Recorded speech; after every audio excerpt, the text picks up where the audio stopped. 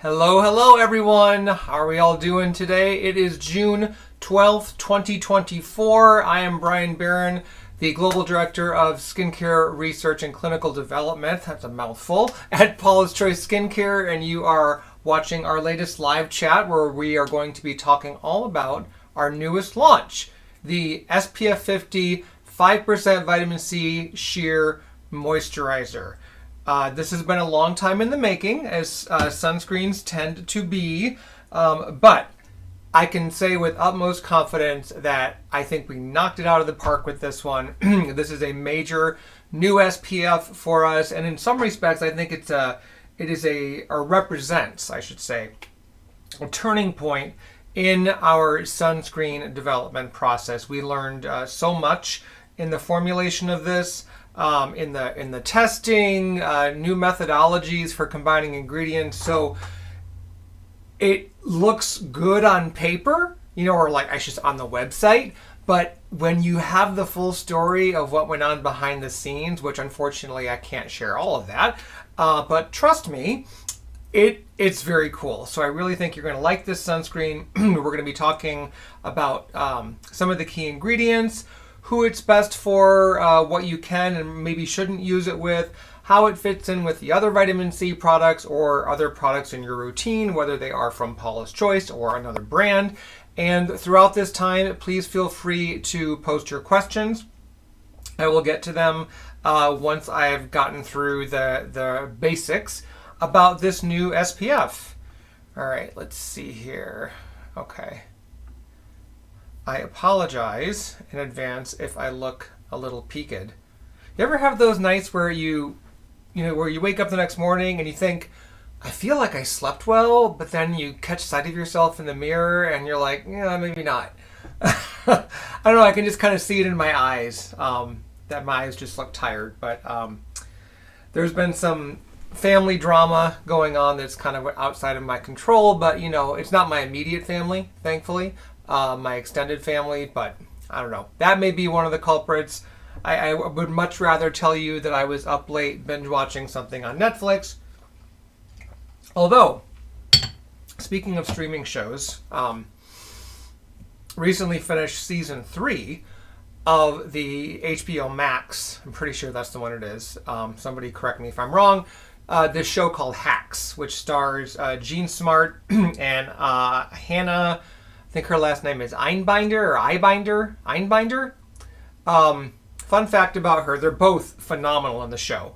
And she's the younger one. Jean Smart, of course, is kind of playing a Joan Rivers type character. Brash comedian, came up in an era where stand-up comedy was really more an exclusive boys club. And she held her own, made a name for herself, was very successful. Had that career ebbs and flows, as many in the entertainment industry do, and now she's on the upswing again with this new writer. But I recently found out that the actress that plays this comedy writer, who's the younger one in the duo, is the daughter of Laraine Newman, who, for those of you old enough to remember, Laraine Newman was one of the original cast members on Saturday Night Live when it debuted in 1975. I was only 2-3 years old at the time, so I wasn't watching it when it was actually live. That happened many years later. But I do remember watching Laraine Newman on the show years later in syndication and whatnot, and I just thought that was kind of a fun connection. So, with all of that said, let's get on to the discussion about the product at hand. It is the SPF 50 Vitamin C Sheer Moisturizer. It is for all skin types. It is U.S. retail price is $45. It is in a 1.7 ounce tube. We'll show and tell here. The tube has what's called, I guess you call it a needle nose. And I will dispense some for you. I mean, you could. I'm just kind of letting it drop out of here. You could put on more than that. And you might notice it's not pure white. It has a soft peachy glow type tint. It immediately goes into more of a thin feeling lotion. It is not greasy feeling at all. So easy to blend. This it's one of those formulas you put on and you think, this can't be a sunscreen, but it is. SPF 50, no less. And then it leaves a really fresh, glowy finish on skin that, again, it's not heavy, it's not occlusive. If you've ever put one of those sunscreens on where within seconds it almost feels like you're starting to sweat, almost like you put a blanket over your face and your skin's like, I can't breathe. It is not like that at all. It's very translucent on skin. It's almost, I don't want to go so far as to say it's weightless because it does have a feel, but it's not the least greasy. So in a nutshell, or summing up, this is an amazingly light, instant glow-getting daytime moisturizer with sunscreen. It is even suitable for oily skin. It is appropriate for all skin tones and all ages because it does not leave a white cast. It is, as I mentioned, this tint, I kind of think of it as it's very sheer, does not add, I mean, you can see it doesn't change the color, no tint. Doesn't really change the color of your skin. It just kind of enlivens the skin tone with this translucent glow. Again, it blends in seconds. You probably saw how fast it just kind of went into the skin. And it just leaves a soft, lightly hydrated finish with that fresh hint of radiance. And again, there's no white cast. So other than the obvious answer to the question of what does this do, it provides broad spectrum sun protection thanks to its combination of proven UV filters, water and oil soluble forms of vitamin C, soothing red algae derived, it's macroalgae. I'll get to this later in the show. I'm going to talk more in depth about that particular ingredient, as well as, along with the macroalgae, is a ginger-derived omni-antioxidant. And it's called that because, unlike many antioxidants that kind of specialize in taking down certain free radicals, this acetyl zingerone ingredient kind of gets them all. So it's very all-encompassing, and it has multiple purposes in this formula, which I'll explain later. Overall, from this, you can expect really robust environmental protection, discoloration prevention, uneven tone improvement, brightening, and visible repair. And it's capable of dramatically reducing multi-level inflammation in skin that leads to visible changes at the surface. Really quickly, what I meant a moment ago by saying vitamin C derivatives is those are ingredients that are categorized as esters, and esters are a large group of ingredients in the cosmetics industry. Vitamin C esters convert to ascorbic acid in the skin, and a major advantage of all of them is that they are much more stable and much easier to formulate with than pure vitamin C. Let's go over a rundown of the basic features and benefits for the 5% vitamin C sheer moisturizer. Again, you've got the broad spectrum protection, the subtle tone enhancing glow. It helps prevent the visible changes associated with blue light exposure. It helps neutralize airborne pollutants before they can penetrate past skin surface and cause all sorts of problems, including an increased risk of hyperpigmentation. Yes, if you are unaware, exposure to airborne pollutants ups your chances of getting uneven, dull skin tone as well as hyperpigmentation. It can exacerbate the type of hyperpigmentation that UV light triggers. So it's anti-pollution may not be the most exciting benefit to talk about in skincare, but it's also a really important one because left unchecked, those pollutants can just do all kinds of not so nice things below the surface of skin that accelerate aging, accelerate unwanted color changes, you name it. This formula can also help reduce the UV-induced cascade of irritation and inflammation within skin's uppermost layers and strengthen skin's ability to withstand UV and visible light exposure. So it's a workhorse.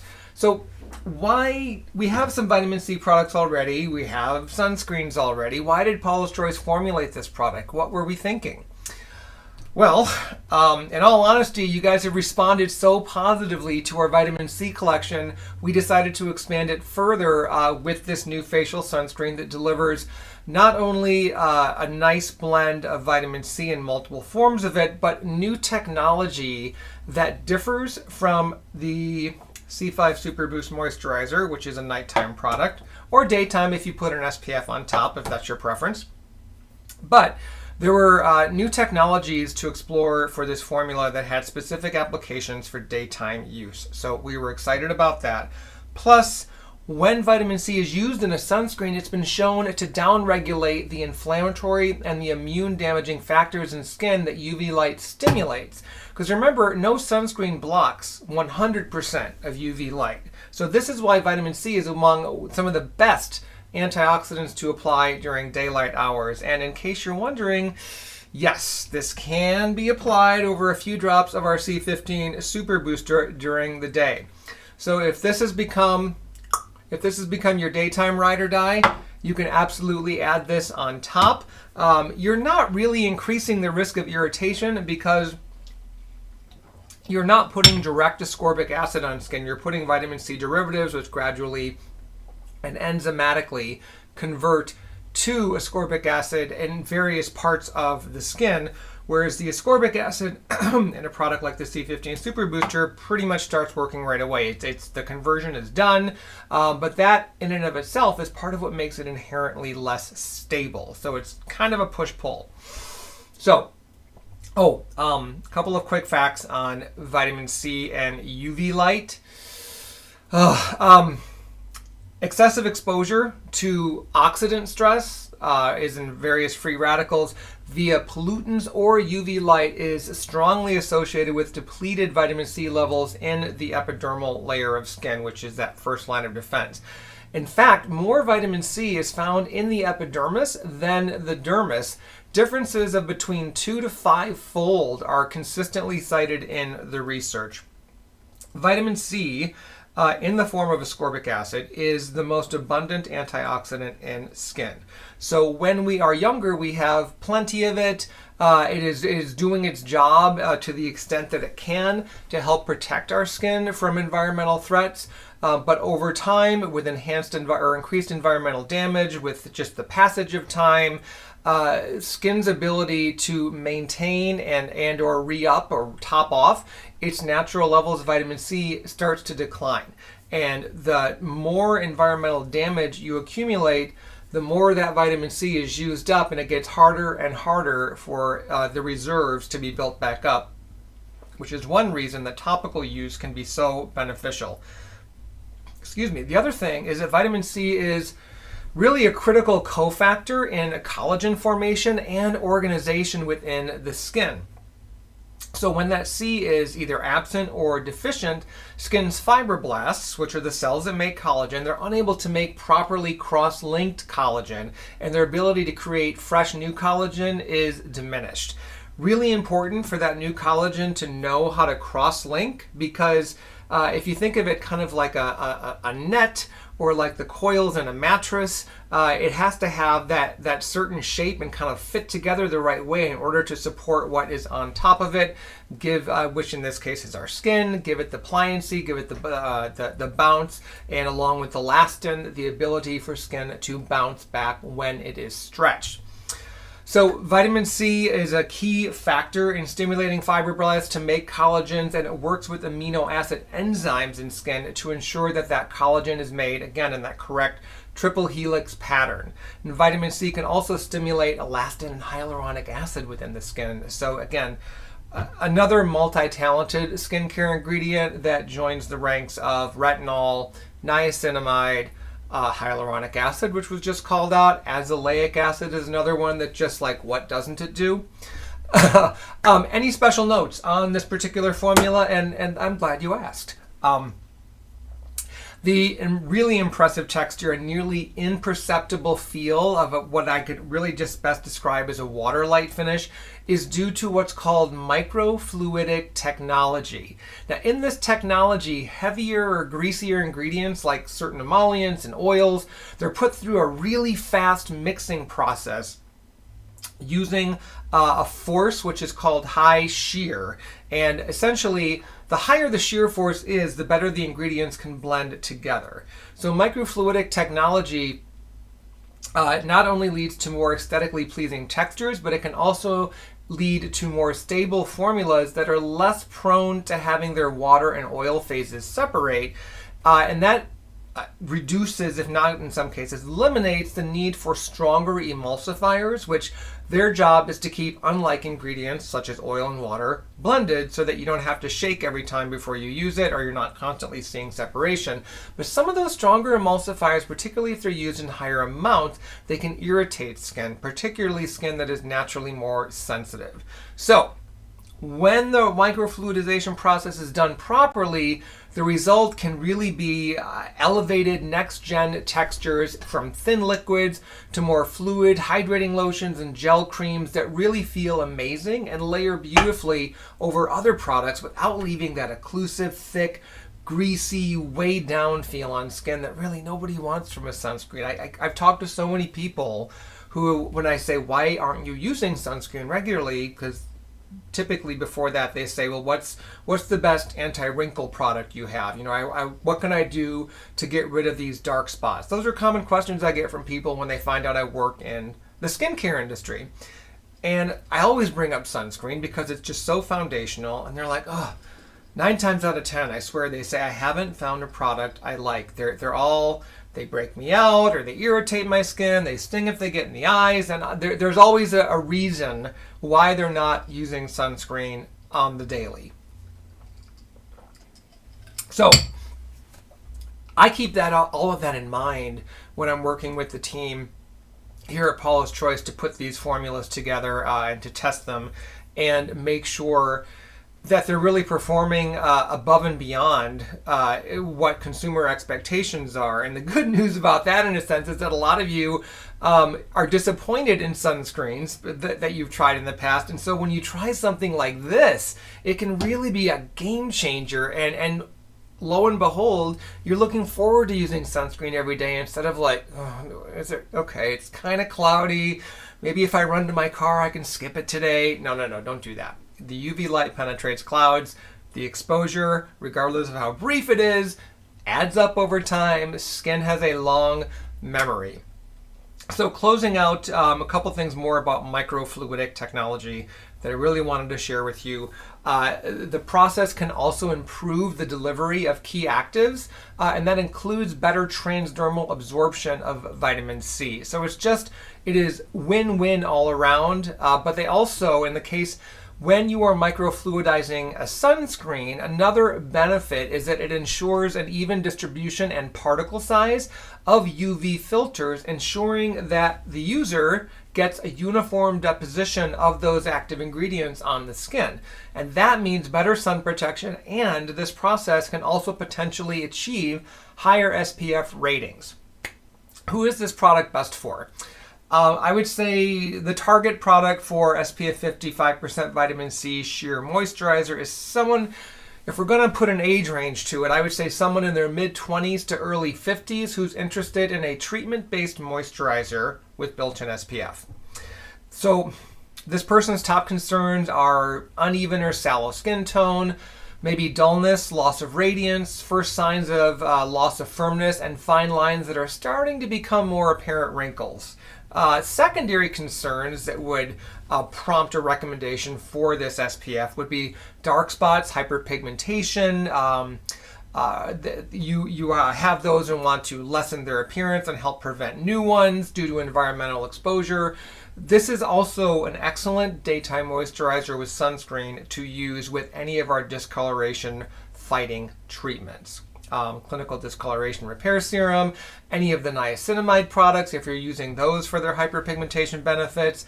I mentioned the C15, this 25% vitamin C plus glutathione clinical serum can be used at the same time as the SPF. That's what I've been doing off and on. I go back and forth between this one and my usual mineral SPF.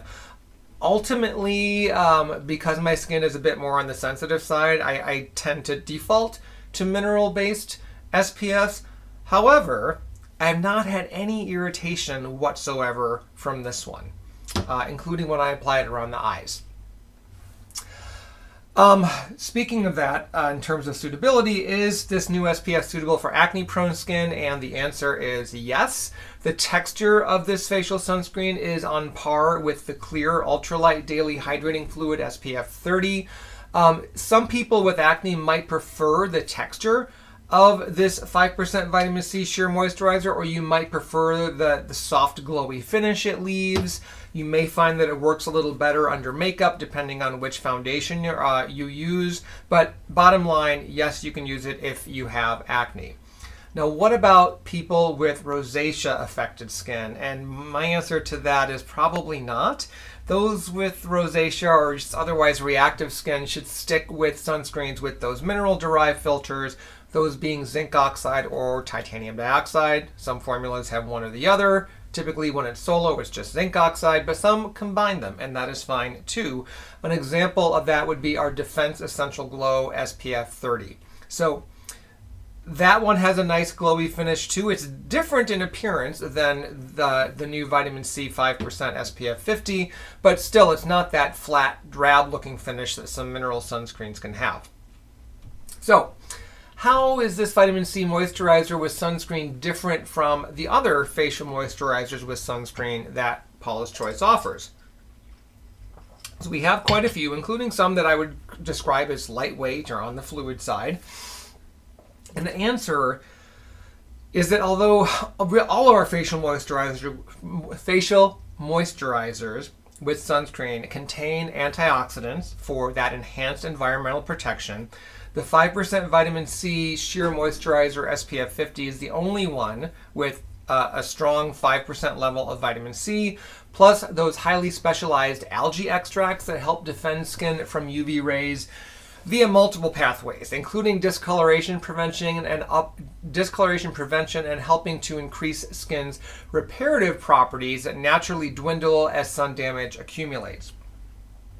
It does have that nice fluid lightweight texture, and I would say it's reminiscent of our best-selling Resist Youth Extending SPF 50, as well as the previously mentioned Clear Ultralight SPF 30. But the C5 Super Boost SPF offers, it has that subtle glow from that soft peach translucent tint. And for those of you who are more familiar with our SPFs, the tint from this, you could probably just tell from me putting it on my hand, it is definitely much more sheer than what you get from the Resist Super Light Daily Wrinkle Defense SPF 30, which is another one of our mineral formulas. Last, this vitamin C loaded SPF 50 contains synthetic UV filters, so it differs from any of our options that use exclusively mineral filters. So along with the Defense Essential Glow I just mentioned and the Resist Super Light SPF 30, we also have mineral only options in our Calm line and in Skin Recovery. Another question that we've gotten is, can I use all of the C5 and vitamin C5 products and the C15 Super Booster at the same time? And my general answer to that is possibly, but for most people this would be overdoing the vitamin C.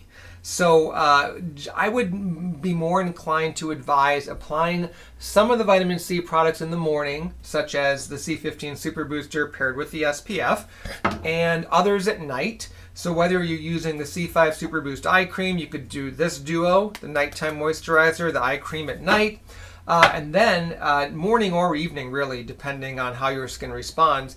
If you have some trouble spots, areas of more intense or stubborn hyperpigmentation, the 25% vitamin C plus glutathione clinical serum can make a tremendous difference. And it's giving you mostly oil-soluble vitamin C, so it's getting to a different place in skin than where this goes. So I like the synergy between those two, but ultimately you can also experiment if you have several of these vitamin C products and then you're adding the new sunscreen to the mix. Experiment to see what works best for your skin, and understand that that may change seasonally as well. So a really quick example of a morning routine incorporating these products: you would cleanse, you would tone, you would use your AHA or BHA exfoliant if you're doing that twice daily. Then you would apply a few drops of C15 Super Booster, you'd apply the C5 Super Boost Eye Cream, and then finish with the 5% vitamin C Sheer Moisturizer SPF 50. At night, cleanse, tone, exfoliate. Again, if you're doing that exfoliant step twice daily. Apply the 25% vitamin C plus glutathione clinical serum to those areas of concern. Apply the C5 Super Boost moisturizer. Again, this is the one that launched first. It's the one without SPF. and then an eye cream if you're using that at night, such as the C5 Super Boost eye cream. Or whatever eye cream you prefer. It does not have to be another one with vitamin C. This actually can be used around the eyes. The C5 Super Boost eye cream does contain a handful of specialized ingredients to target the multiple factors that cause the appearance of dark circles as well as puffiness, ingredients that are not in this product. However, if your goal is just to get some vitamin C around your eye area for help with lines and firming, this is fine to apply on its own. No eye cream needed. But as in all instances, when you're using several products with bioactive ingredients, you want to pay close attention to how your skin responds and then adjust usage accordingly. Key ingredients time and how they work. First, let's talk about the breakdown of the forms of vitamin C in this SPF. First up is 2% ascorbyl glucoside. This is a water-soluble form of vitamin C that is stabilized by starch-derived glucose sugar. Enzymes on and within the skin convert this derivative of pure vitamin C, convert the ascorbyl glucoside, which is a vitamin C derivative, to ascorbic acid. That's what I'm trying to get out. What's interesting too is that it helps to create a reservoir effect in the skin, meaning it kind of lingers and stays stable for a longer period of time, which nets you longer lasting free radical protection, including from the free radicals that are generated by UV light and by airborne pollutants that remember those nasties I mentioned earlier. The amount that we're using is clinically proven to brighten skin, inhibit excess melanin production, that is really going to fuel that hyperpigmentation, as well as support collagen production for firmer skin. And at this concentration, you're also going to see less intensity of dark spots. That is within 4 weeks of twice daily use. So in our case, you'd use this SPF in the morning with 2% ascorbyl glucoside and the C5 Super Boost Moisturizer at night, which also contains 2% ascorbyl glucoside. The improvements in that dark spot intensity, which of course you lower the intensity of something, just like think of a bold color that fades in the wash over time. It's not as obvious as it used to be. So lowering the intensity in that case is a good thing. But these improvements continued up to 12 weeks and then maintained themselves as long as the ingredient was still getting applied regularly to skin. The second vitamin C also clocking in at 2% so we have 2% and 2% of the 5% so far.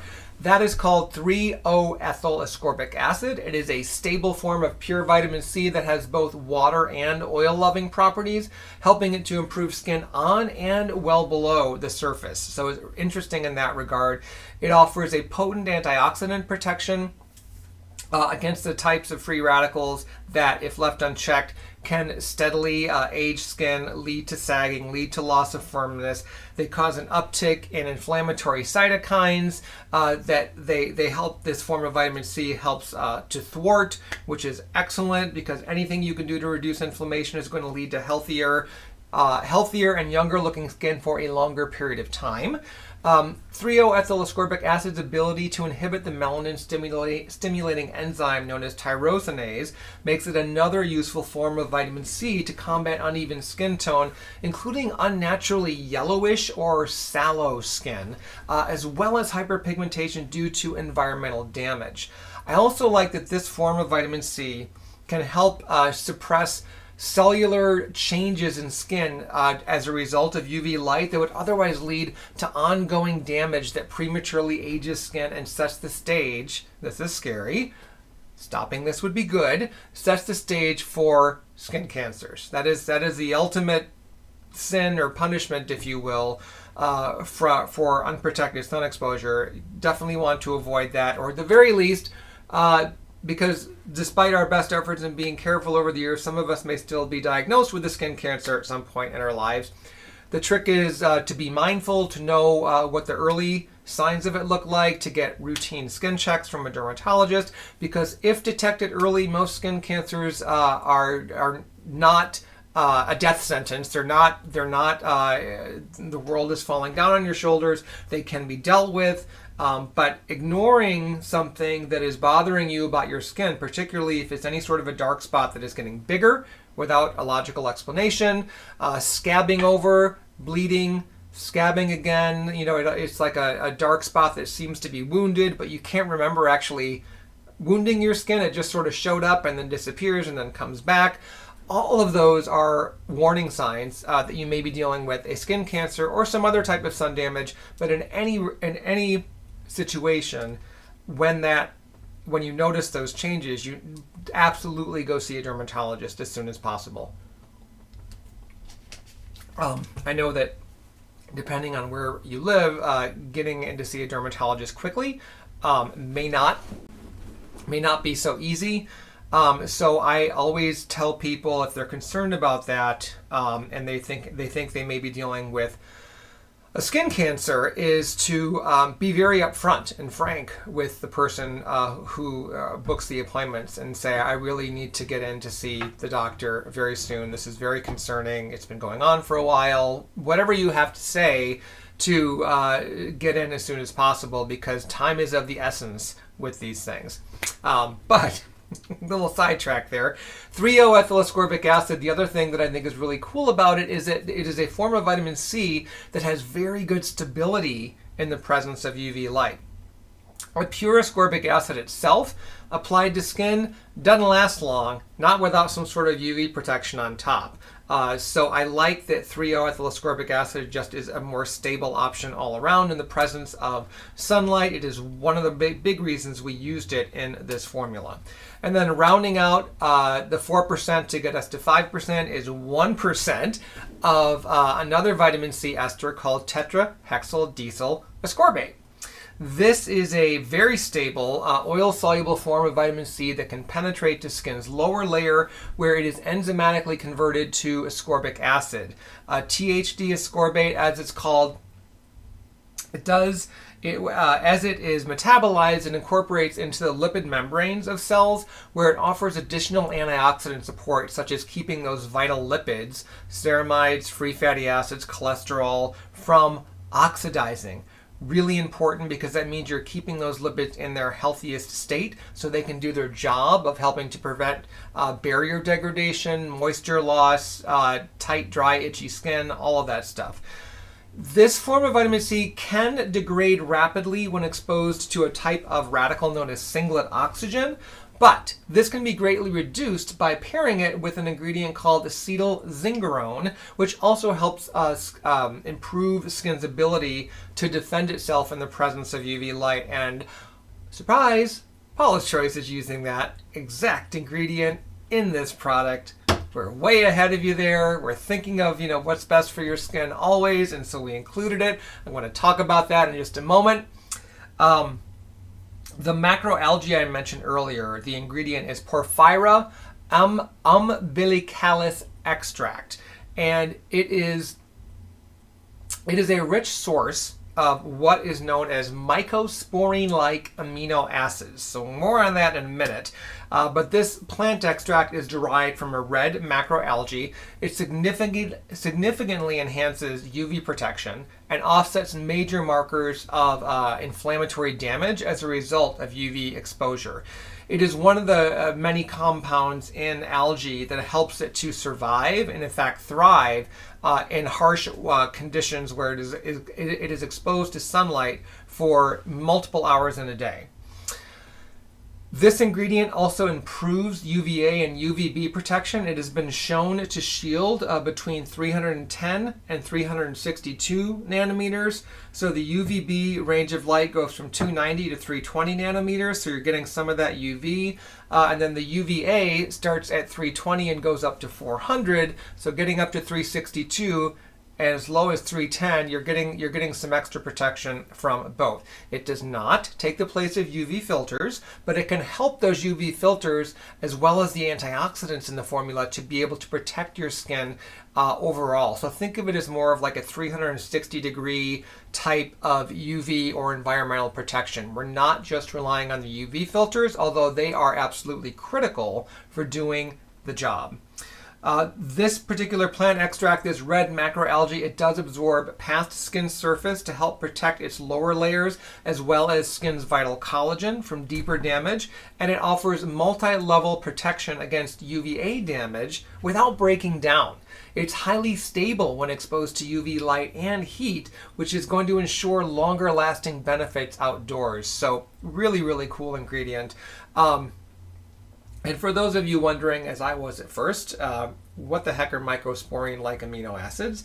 Those are substances in red algae which have an amino acid structure, molecular structure, which is called their why they're called microsporine-like amino acids. But the structure is shown to protect the plant, in this case this algae, from UV light exposure, and they dissipate UV energy as heat without generating what's called reactive oxygen species, or ROS.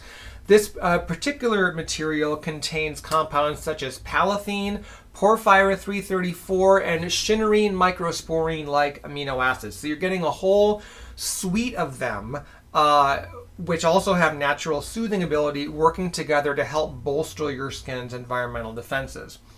And then next up is that Omni antioxidant I mentioned earlier, the acetylzingarone, the really great antioxidant to pair with the tetrahexyl diesel ascorbate. It just goes above and beyond UV protection to reduce immediate redness.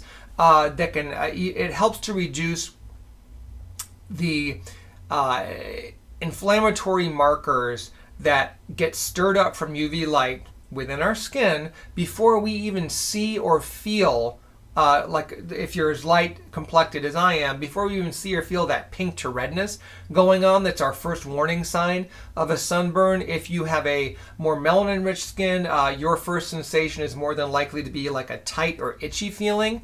The longer you're out in the sun, you've got a longer period of time in the sun before those subcellular changes happen due to the protective nature of the extra melanin in your skin. But that does not mean that just because you have dark skin that you're immune from that type of damage. It's just, it presents differently. And it's important to know that, because regardless of the level of melanin in your skin, you still need environmental protection.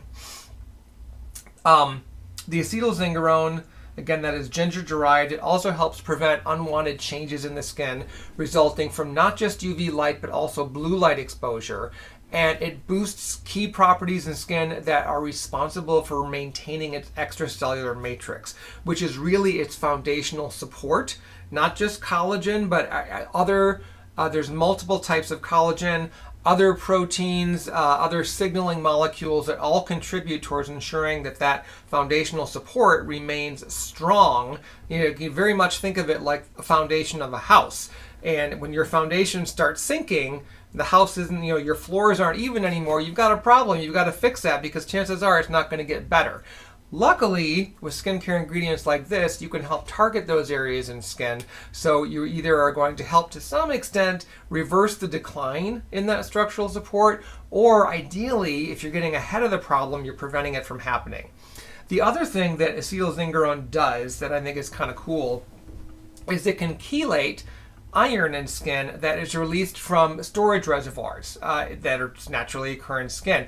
And that iron can be released during prolonged periods of UVA exposure, and then it goes on to cause free radical damage. So when it's in these neat little reservoirs that can be, the iron can be called on when it's needed to do its iron thing in the skin in very, very tiny amounts, again, just as needed. It's one of those miracles of the body.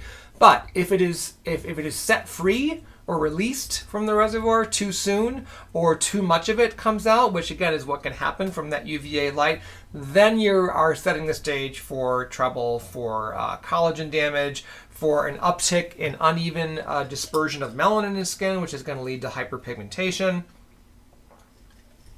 So this is a good thing. Probably one of the, in terms of a color change, this chelation, if left unchecked, can cause a yellowing of the skin tone. So depending on the depth of your skin color, this may be more or less apparent. I don't know for a fact, I should probably look into this, if you've got a really dark skin tone, like a Fitzpatrick type 6, which is the darkest on the scale, you're not going to see yellowing, but you may see I'm wondering if you might see like either a blackening of the skin compared to your natural skin color, or if it would take on a bit more of a bluish cast. That would be interesting to find out, because the yellowness is just not going to show through. The other thing, again, this acetylzingerone ingredient, it's also been shown to remain stable and effective after 4 hours of direct UV light exposure. That is just such a great testament to its potency. This 4-hour efficacy window was in the absence of UV filters. So just acetylzingerone on a substrate, or may have even been a human skin sample, but probably just a substrate like a piece of glass or a basic emulsion. And then they put concentrated UV light on it, and they time it, and then they test it. Is it still viable? Is it still active? How is it doing? And damn, 4 hours. That's pretty good. So it's one of my newer favorite antioxidants. It made its debut in the C5 Super Boost Facial Moisturizer, and when we saw the daytime data for it, we just had to include it in this SPF as well. One key supporting ingredient to call out is a very long one.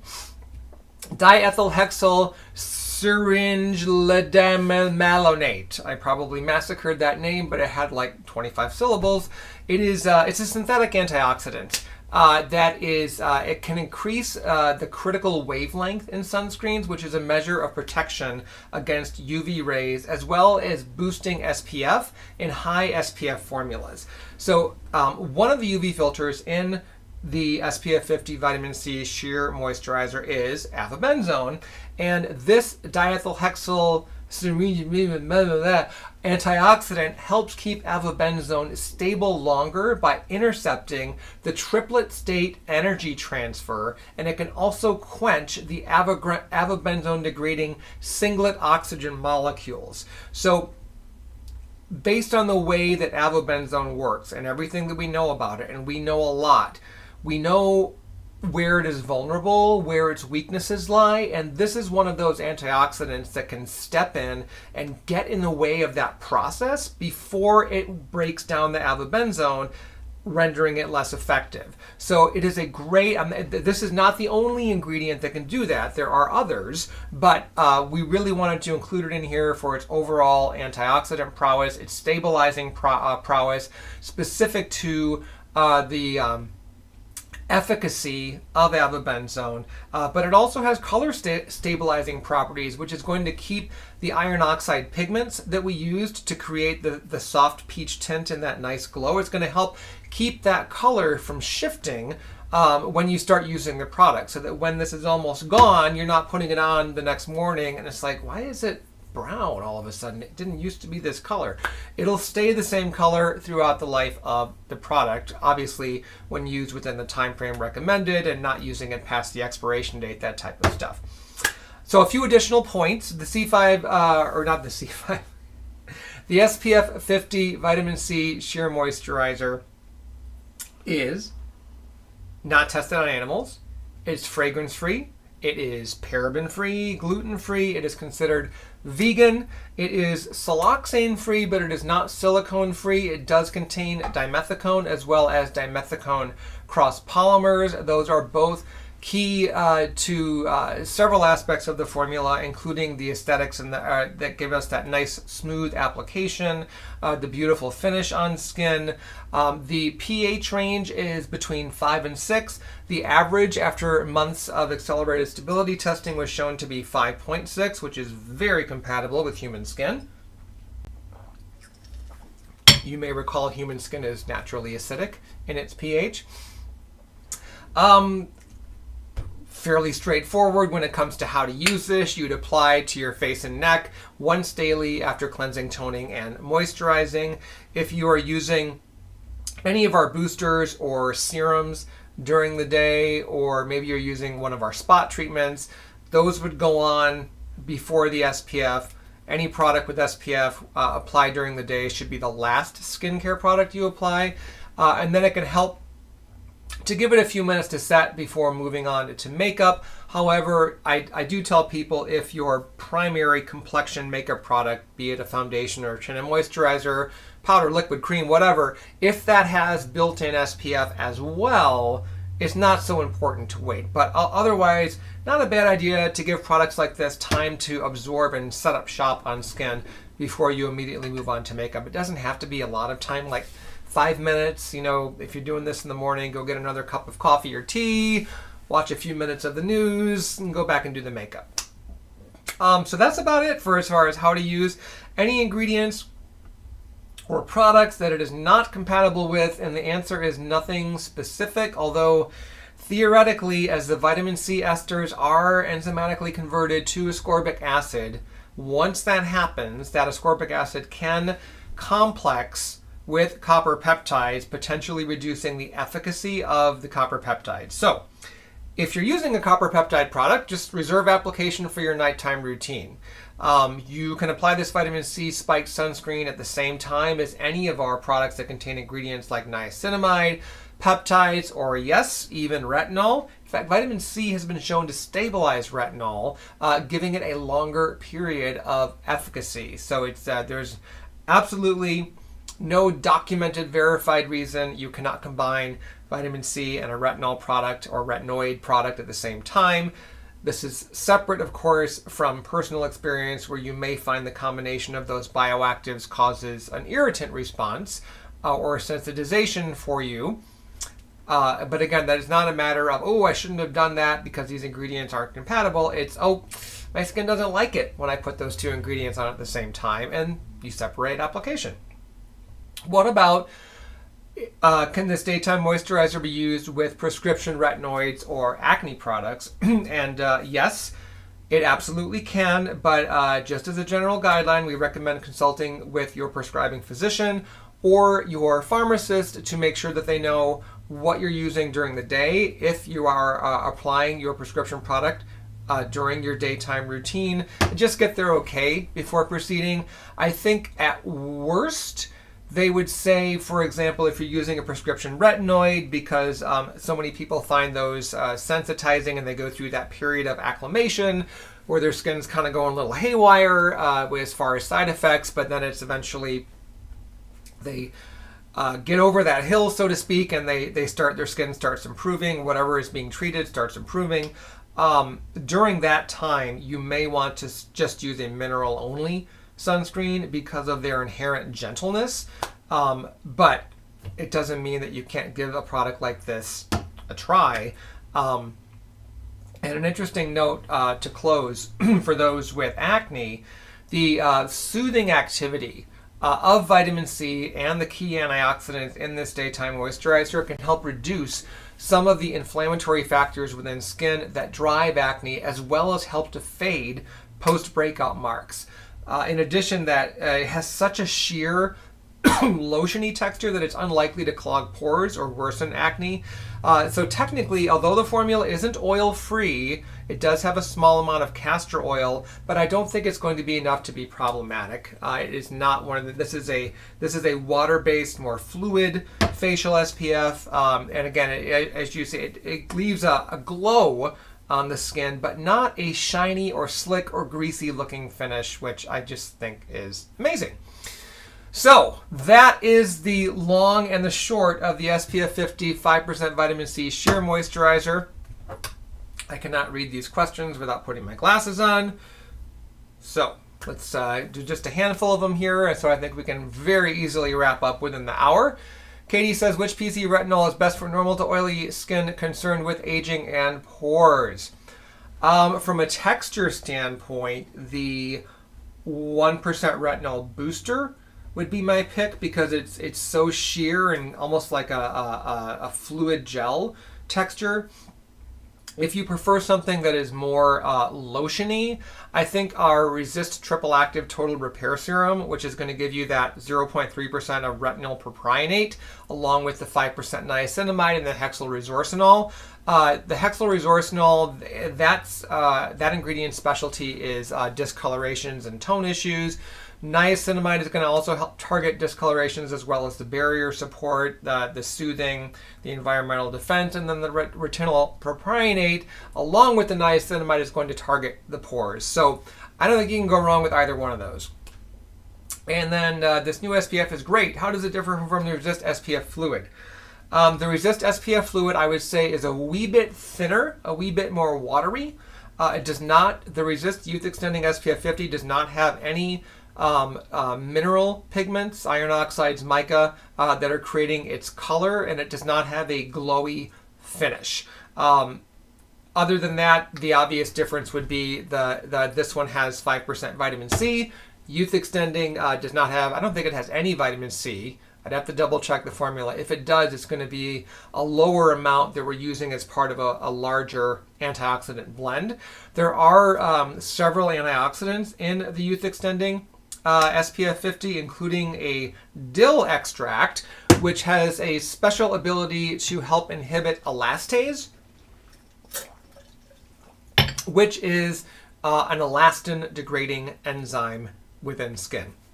That one also has, I think, is it black elderberry? Black elderberry or blackberry? Or maybe I'm thinking blueberry. I think it's black elderberry. Another very well-rounded, potent antioxidant. But aesthetically, except for the tint, I think they're and the glow, they're more similar. I can't imagine somebody who likes the Youth Extending trying the new vitamin C SPF and disliking it. You may not like it as much. Maybe you'll like it a little bit more. But it's I would say it's in terms of how it feels on skin, it's more of a lateral move. Okay. Noreen, is the new sunscreen best for sensitive skin? Nope, that was covered. I mean, you can try it and see how your skin responds. It's, adhering to our principles about being gentle. It is, of course, fragrance-free. But generally speaking, the research is pretty clear that people with sensitive, reactive skin, including people who are struggling with rosacea, do best with the mineral UV filters, which this does not have. Redo, my apologies if I'm not pronouncing that correctly. Hi, Brian. Does applying foundation over sunscreen just up the protection? Thank you for doing these lives. It can. If you, aren't waiting enough time for the sunscreen to set up and absorb, there can be a little bit of an issue there. And if you're applying your foundation too aggressively. For example, if you're applying a liquid foundation with more of a rubbing type motion, you could, and at least theoretically, be wiping off some of the sunscreen you just applied, which wouldn't be good. But if you're using a, very light kind of downward strokes, or you're gently using a sponge or a foundation brush to blend that on, it shouldn't, there may be some compromising, but I don't think it would be a case where you put on an SPF 50 and then you're left with the equivalent of SPF 10. You can avoid, I don't want to say you can avoid having that happen altogether, but you can that's a better word, offset that from happening by using a makeup foundation, regardless of the format you prefer, with additional SPF. And keep in mind too that even a foundation that doesn't list an SPF rating, most of them contain some amount of titanium dioxide, because one of that ingredient's other functions in cosmetics is as a opacifier as well as a colorant or pigment, particularly for foundation shades for lighter skin tones like your Fitzpatrick types 1 and 2, even down to 3. And even though it wasn't tested as a UV filter and the product isn't claiming an SPF rating, you can't deny the fact that if there's some titanium dioxide in that foundation, you are getting some extra UV protection. That's just how titanium dioxide works.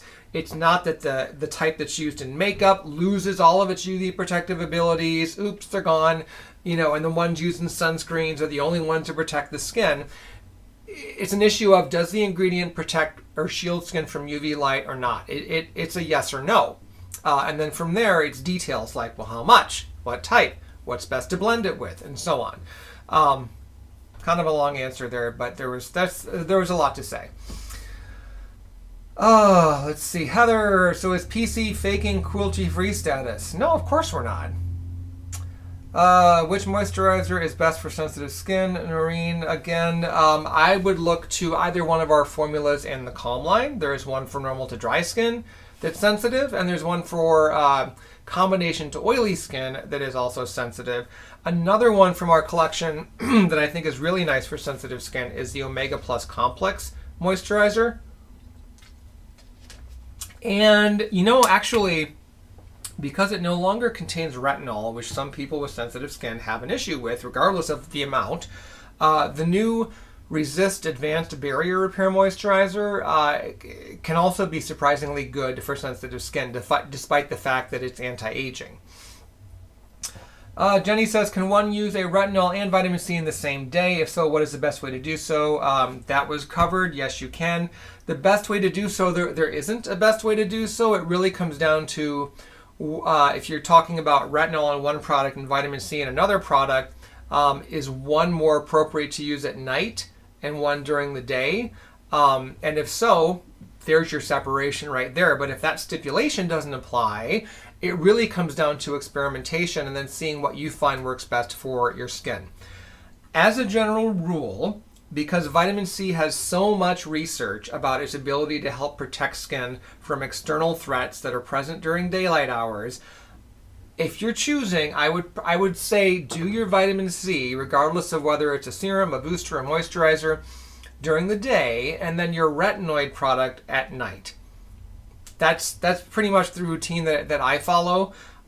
That's partly because, and I know I've mentioned this before, when it comes to my daytime routine, I am more minimalistic, and my nighttime routine is much more involved because that is when I take a little extra time for myself and just kind of enjoy going through my skincare routine, as opposed to in the morning where it's more like, you know, okay, next step, work.